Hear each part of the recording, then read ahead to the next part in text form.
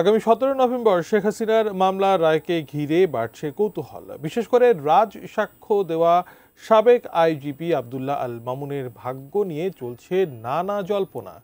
সত্য উদ্ঘাটনে সহযোগিতার বিনিময়ে তিনি কি খালাস পাচ্ছেন, নাকি তার ভাগ্যেও অপেক্ষা করছে কঠোর শাস্তি? বিস্তারিত জানাচ্ছেন আরিফ হাসান।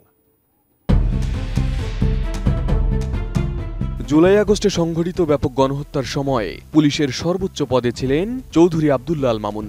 এ সময় ছাত্র জনতার আন্দোলন দমাতে রাষ্ট্রীয় বাহিনীর অতিরিক্ত শক্তি প্রয়োগ, নির্বিচার গুলি ও নৃশংসতার অভিযোগ তাকে ঘিরেই উঠে আসে। সরকার পতনের পর ট্রাইব্যুনালের অন্যতম আলোচিত আসামি হয়ে ওঠেন তিনি। তবে নাটকীয়ভাবে মামলার মাঝপথে এসে তিনি পরিণত হন রাজসাক্ষীতে। নিজের প্রাক্তন কর্তা সাবেক প্রধানমন্ত্রী শেখ হাসিনা ও সাবেক স্বরাষ্ট্রমন্ত্রী আসাদুজ্জামান খান কামালের বিরুদ্ধে দাঁড়িয়ে ট্রাইব্যুনালে তুলে ধরেন বহু অজানা তথ্য। গত 10 জুলাই আদালতের প্রশ্নে তিনি আনুষ্ঠানিকভাবে দোষ স্বীকার করেন। ট্রাইব্যুনালে মামুন বলেন, আমি অনুতপ্ত হয়ে দোষ স্বীকার করছি।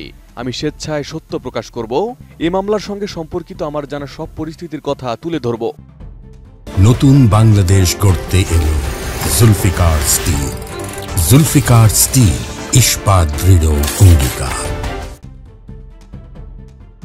এর ধারাবাহিকতায় 2 সেপ্টেম্বর ট্রাইব্যুনালে দাঁড়িয়ে তিনি ফাঁস করেন জুলাই আগস্ট গণহত্যার নীল নকশা, আন্দোলন দমনে প্রতিরাতে কামালের বাসায় বৈঠক, গ্যাং অফ 4-এর সদস্যদের ভূমিকা, পুলিশের ভেতরে গড়ে ওঠা 2টি গ্রুপ এবং ডিএমপি কমিশনার হাবিবুর রহমান ও ডিবি প্রধান হারুনুর রশিদের মরণাস্ত্র ব্যবহারে অতি উৎসাহী আচরণের কথা তিনি ট্রাইব্যুনালের সামনে তুলে ধরেন। টিএফআই সেল এবং আয়নাঘর নামে পরিচিত গোপন বন্দিশালার নির্যাতনের বিবরণও। 36 বছরের কর্মজীবনের অভিজ্ঞতা টেনে নিহত আহত পরিবারগুলোর কাছে ক্ষমা চান এই সাবেক পুলিশ প্রধান। তথ্য বলছে, 2024 সালের জুলাই আগস্ট আন্দোলনের সময় দেশের 41 জেলার 438 স্থানে হত্যাকাণ্ড ঘটে। ছোড়া হয় 3 লাখের বেশি গুলি। এর মধ্যে ঢাকায় ছোড়া হয় প্রায় 1 লাখ গুলি। এলএমজি, এসএমজি, চাইনিজ রাইফেল সহ বিভিন্ন মরণাস্ত্র ব্যবহার করা হয় আন্দোলনকারীদের বিরুদ্ধে। আর এই নৃশংসতার দায় থেকে খুব সহজে বেরিয়ে আসা কঠিন সাবেক এই পুলিশ প্রধানের জন্য, কারণ পুরো বাহিনীর কর্তৃত্ব ছিল তার হাতেই। এদিকে এ মামলায় শেখ হাসিনা ও কামালের সর্বোচ্চ সাজা চেয়েছে প্রসিকিউশন। তবে মামুনের সাজা নিয়ে তারা সিদ্ধান্ত আদালতের উপরেই ছেড়ে দিয়েছেন। নিজের অর্থে নিয়োগ করা আইনজীবী জায়েদ বিন আমজাদ দাবি করেছেন, তার ক্লায়েন্টের জবানবন্দি ছিল ট্রু অ্যান্ড ফুল ডিসক্লোজার, তাই আইন অনুসারে তিনি খালাস পাওয়ার যোগ্য।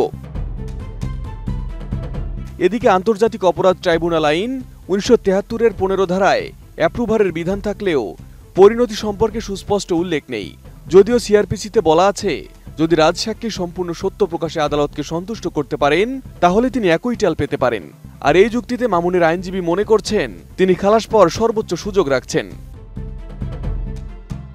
এদিকে গণহত্যার মতো জঘন্য অপরাধের সময় পুলিশের প্রধান পদে থাকা একজন কর্মকর্তা শুধু সত্য প্রকাশ করে দায় মুক্তি পেলে তা কি ন্যায় বিচারের সঙ্গে সামঞ্জস্যপূর্ণ হবে কিনা, এই অবস্থান নিয়েও প্রশ্ন উঠছে। তবে সব জল্পনা কল্পনার শেষ হবে আগামী 17 নভেম্বর।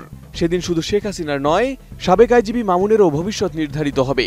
রায়ের মুহূর্তে তাই জনমনে প্রশ্ন একটাই, হাসিনার ভাগ্য নির্ধারণের দিনে কি আছে মামুনের ভাগ্যে? Arif Hasan, ATN news.